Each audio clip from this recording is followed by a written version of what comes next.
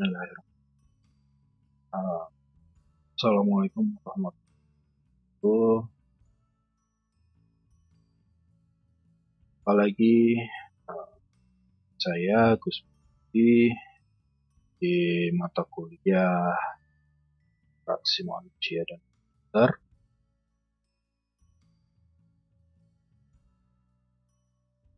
Kita masuk di pertemuan kedua. Pertemuan yang lalu kita sudah membahas tentang faktor manusia. Nah, kita sudah membahas tentang pendekatan, sempatan, sistem,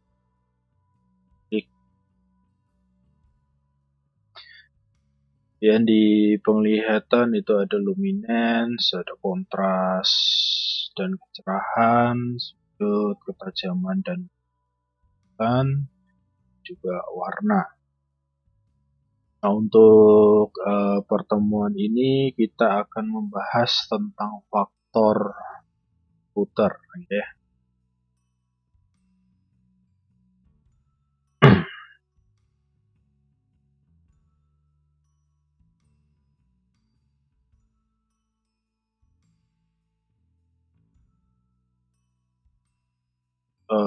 Saya ingatkan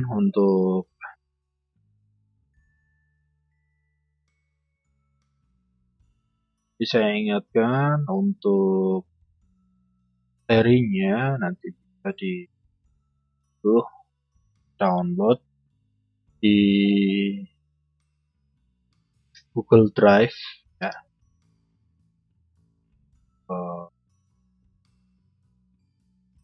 Linknya akan saya lampirkan di sana. Kemudian jangan lupa juga nanti lisensinya silakan diisi dengan melakukan review, berikan bunga merah, ya, siakap. Oke, kita langsung saja masuk ke faktor komputer. Apabila kita membahas tentang komputer, itu pastinya nanti kita akan membahas tentang input dan juga output.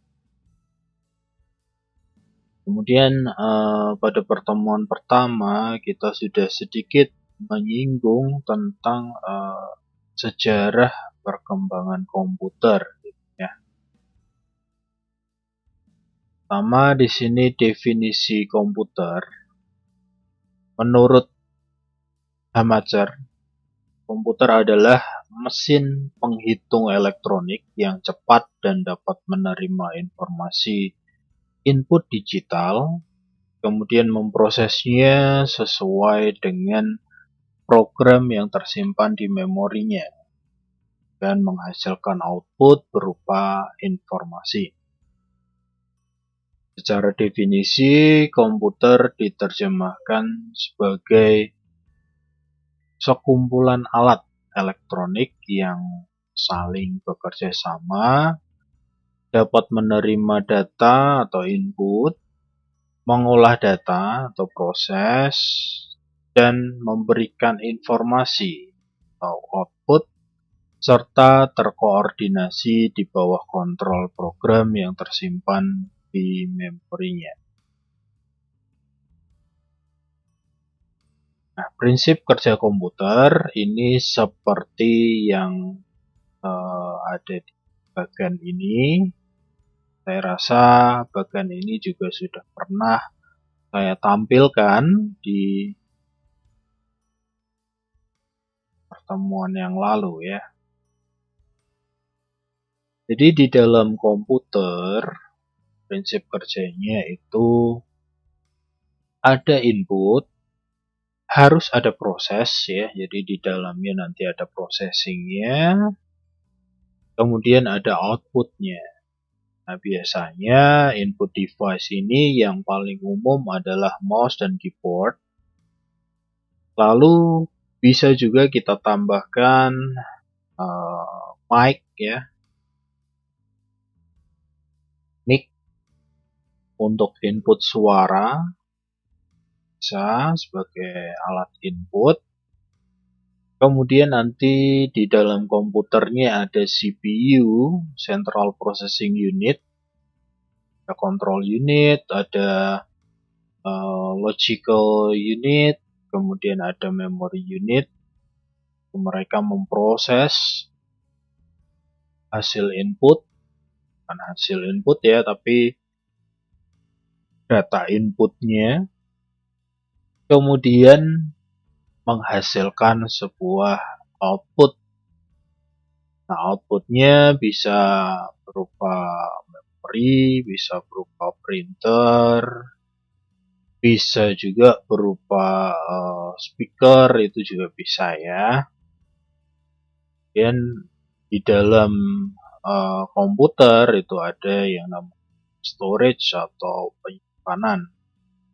Misalnya di dalam komputer yang modern ada penyimpanan yang lain, penyimpanan yang kedua gitu ya.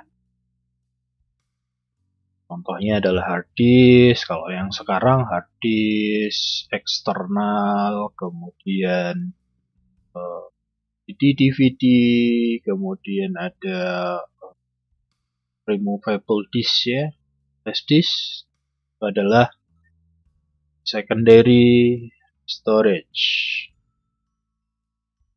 Mungkin saya presentasikan. Nah, input device atau peralatan input ini adalah peralatan untuk memasukkan data ke dalam komputer. Ya.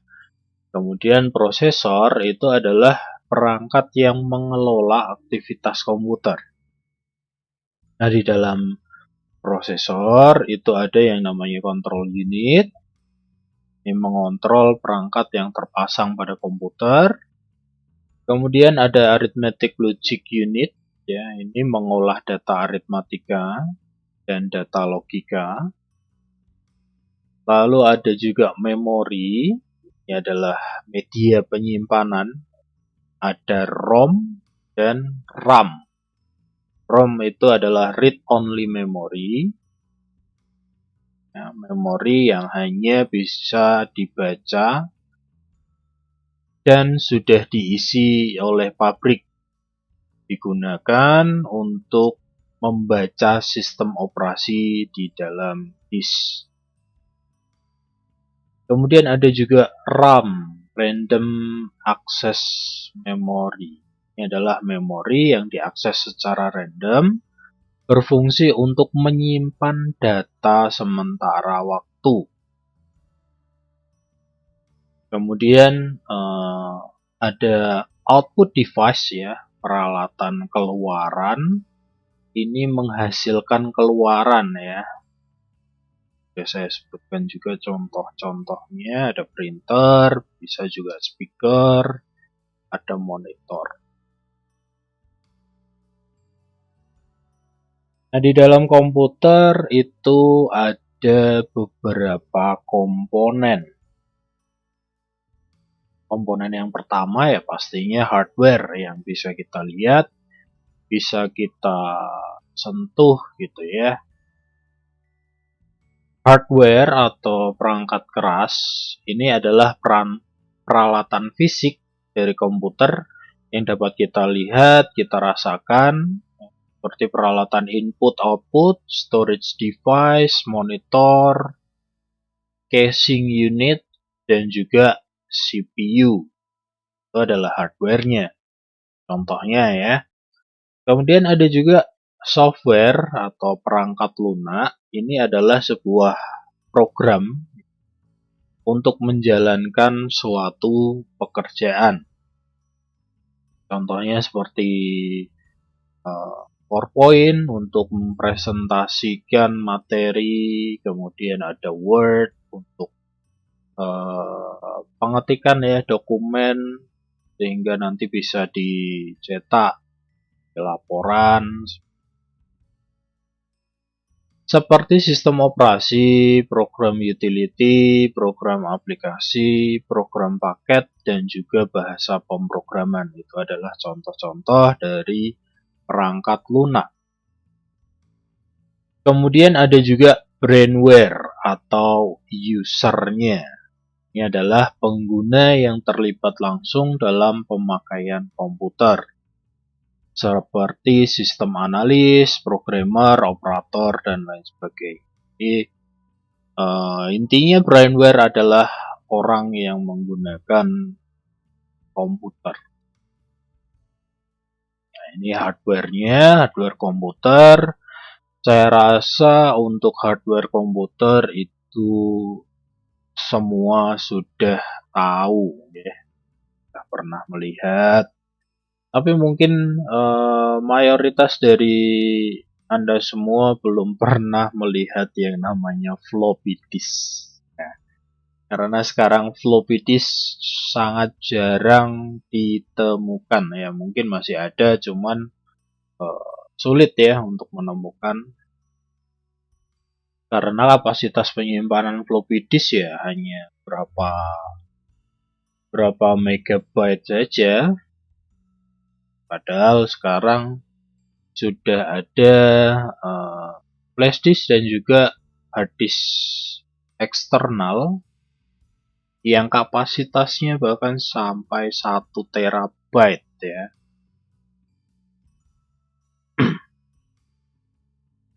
Jadi jelas floppy disk ini sudah banyak ditinggalkan ya, karena penyimpanannya ya kalau zaman saya dulu sih cuma 24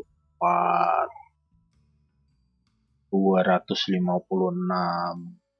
MB ya kalau nggak salah. Udah lama sekali ini zaman saya SMP nih.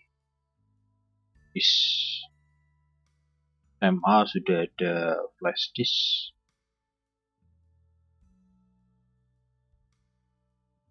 Nah, ini ada port pada komputer ya. Di dalam di komputer itu ada portnya banyak sekali. Port atau pintu gerbang ini adalah sebagai pintu gerbang penghubung input dan output pada komputer. Fungsinya sebagai penghubung antara komponen di dalam unit sistem dengan peranti di luar. Jadi seperti ini ya. Ini untuk keyboard, ini untuk mouse, kemudian ini untuk jaringan gitu ya. USB, lain sebagainya.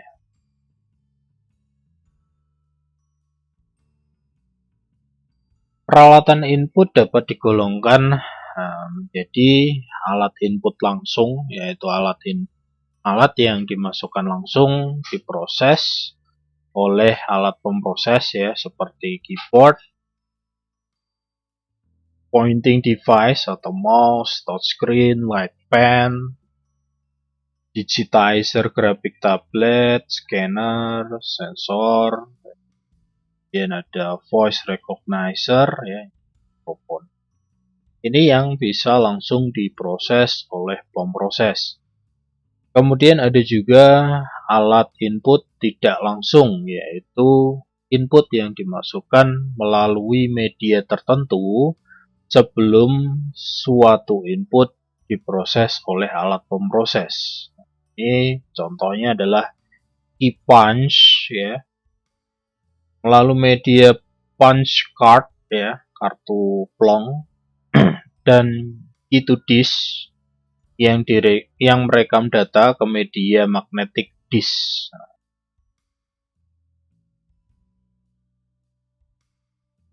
Keyboardnya ya yang paling umum ya seperti inilah ya.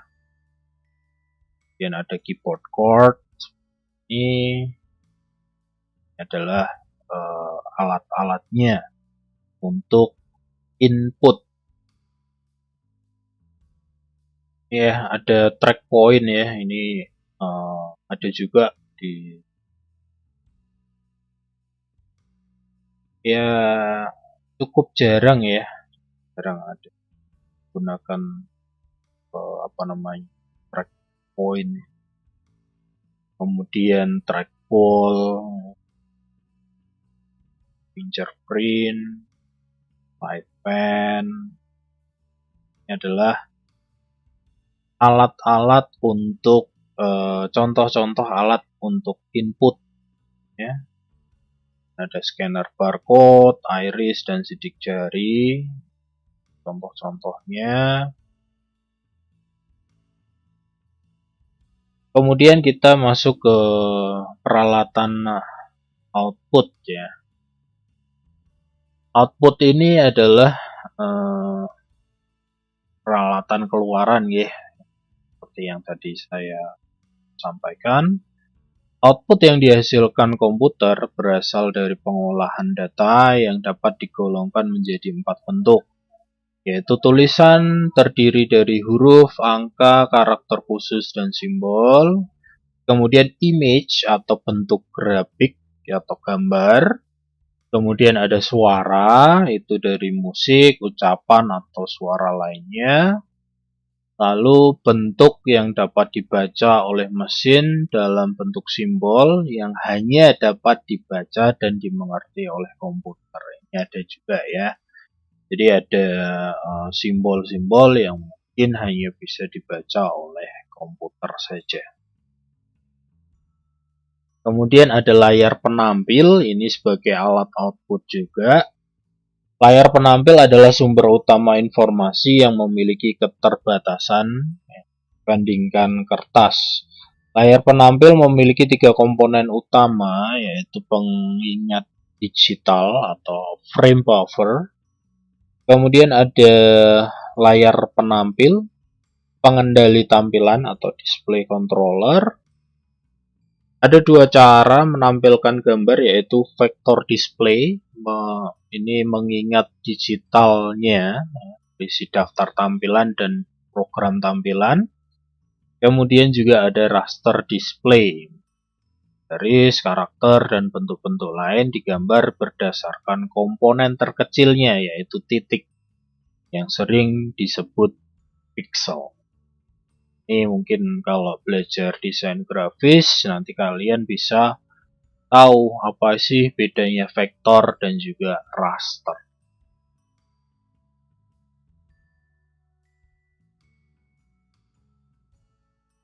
Kemudian macam-macam layar penampil, ya.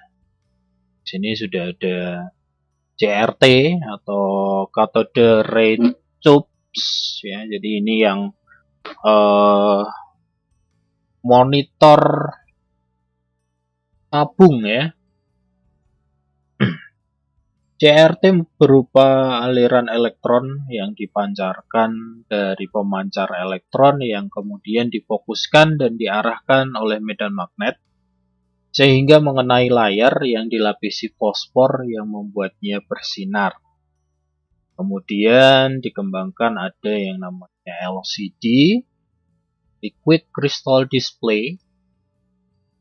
LCD menggunakan lebih sedikit energi karena bentuk layarnya pipih, ya, lebih kecil, ringan, dan tanpa masalah radiasi. LCD memiliki lapisan kristal cair yang diapit oleh 2 lempengan gelas. Lempengan yang atas transparan dan terpolarisasi, sedangkan lempengan yang bawah melakukan refleksi. Kelemahan LCD adalah tampilannya kurang jelas apabila dilihat dari samping karena LCD tidak mengeluarkan sinar seperti CRT. Kemudian ada juga large display screen. Ini yang sangat besar, gitu, ya. Interface dengan tampilan yang memiliki ukuran besar pada tahun 90-an sudah tersedia di pasaran. Tujuan large display adalah agar dapat dilihat oleh banyak user. Nah, contohnya adalah live board, smart board, kemudian ada projection. Ini adalah layar penampil, nggih. CRT atau CRT, cathode ray tube. Kemudian ini yang LCD ya. Banyak yang sudah berpindah ke LCD ya. Ya jarang yang menggunakan CRT. Ini proyektor. Ini yang large apa tadi? Large display screen ya. Ada proyektor. Tahun 80-an ya ada bioskop itu kan juga sudah pakai layar tampil yang besar ya. Seperti ini adalah projection film. Kemudian yang berikutnya, alat output berikutnya adalah printer. Ya. Printer berfungsi untuk mencetak tulisan, gambar, dan tampilan lain ke media kertas. Ya. Resolusi printer disebut dpi, dot per inch.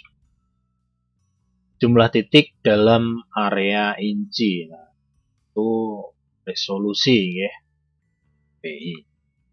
Semakin tinggi resolusinya, maka semakin bagus cetakan yang dihasilkan. Sebaliknya, semakin rendah resolusinya, maka hasil cetakan akan buruk. Ini ada jenis-jenis printernya, ada dot matrix impact printer, memiliki resolusi antara 80 sampai 120 dpi. Nah, ini kalau misalkan Anda perhatikan ya, 80 sampai 120 dpi. Maksudnya gimana sih? Maksudnya adalah printer ini mampu menghasilkan 80 sampai 120 titik dalam radius 1 inci gitu ya. 1 inci itu isinya nanti ada 80 sampai 120. Dot matrix impact printer. Printer ini menggunakan kepala cetak yang berisi sekumpulan jarum besi.